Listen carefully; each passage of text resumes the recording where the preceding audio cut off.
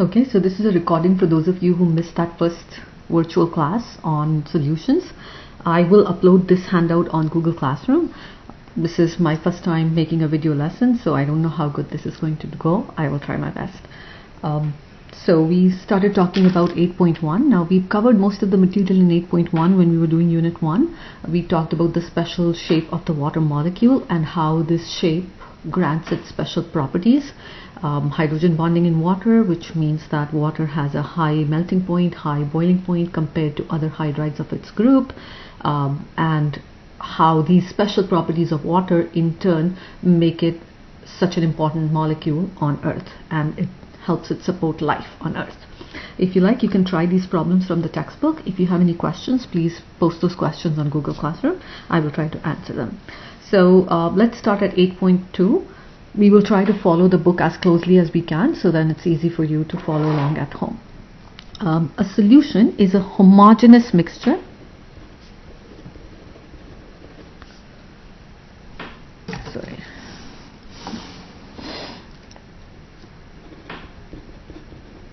of two or more substances.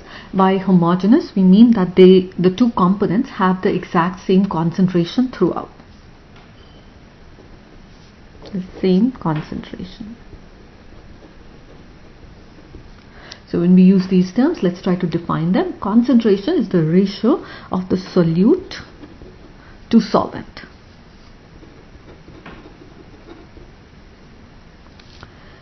Again, a solute by definition is the one that is present in lower amounts, the smaller amounts, whereas the solvent by definition is the one that is present in the larger amount.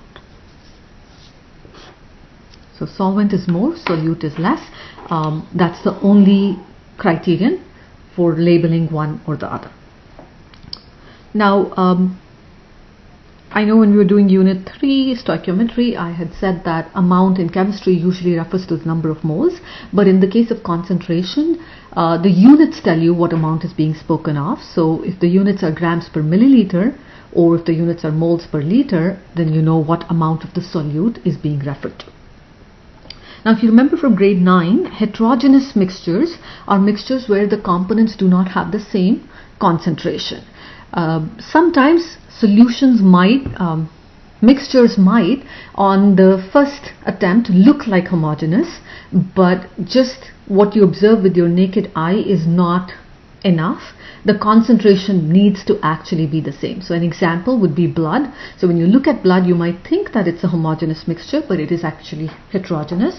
The same with milk. Fresh milk is a heterogeneous mixture. If you let it stand for some time, the cream separates on the top. The milk that you buy from the grocery store in the bags has been homogenized. Okay, so that is a homogeneous mixture. It does not separate even when you leave it for a long time. Similarly, air in this room right now in these dry conditions could be argued that this is a homogeneous mixture, the same concentration from one corner to the other.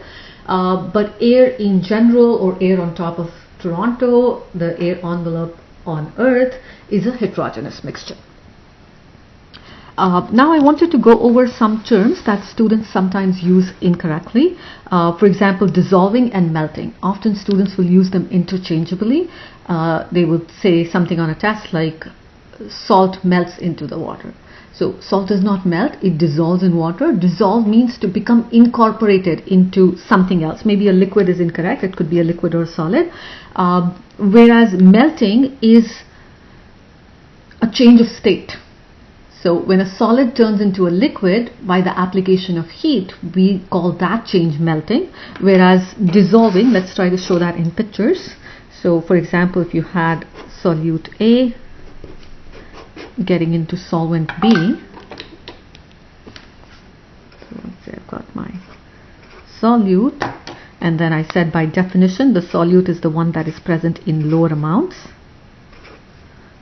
So I will have more of the solvent. When A dissolves in B, what happens is, okay, I have a larger beaker now, but basically A is finding place in between space that is already available in B. Okay, so that's dissolving, where A goes and gets incorporated, finds some place and sits in the middle of these B particles. Whereas melting is a simple, so remember from particle theory, in the solid state, particles are close together, they have less thermal motion, but when you apply heat to this, the particles move away. So a solid, I'll try to get the same number of particles, so that is melting. Okay, so make sure that you're never using them interchangeably, they are two separate things. Okay, another set of terms that are sometimes misused are dilute versus concentrated. So these are two relative terms. A solution is dilute with respect to another solution, or concentrated with respect to another solution. It's not an there is no absolute dilute or absolute concentrated solution. So in pictures this would mean, let's maybe draw a few different solutions. So, and then let's try to keep the same format. So this is the solute. The yellow is our solvent. So I think the colors don't show up if I scan this and upload, so try to work with that. So let's keep the same amount of solvent in all three cases.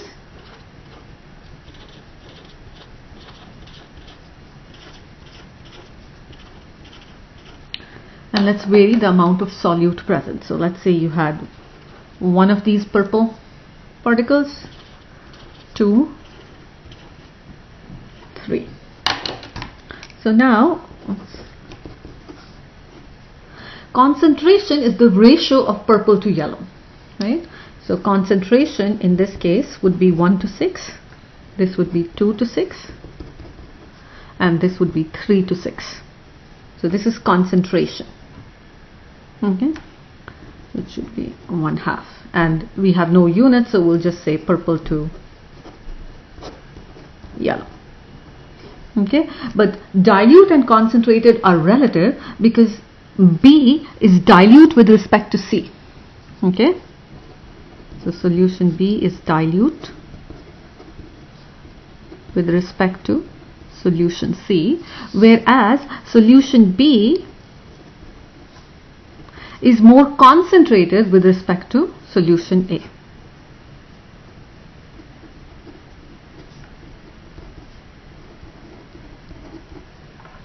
Okay, so that's something to keep in mind.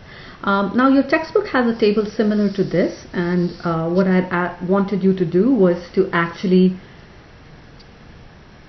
maybe fill in this table on your own. So think of something where the solvent is solid, liquid or gas here, and then this column refers to the solute.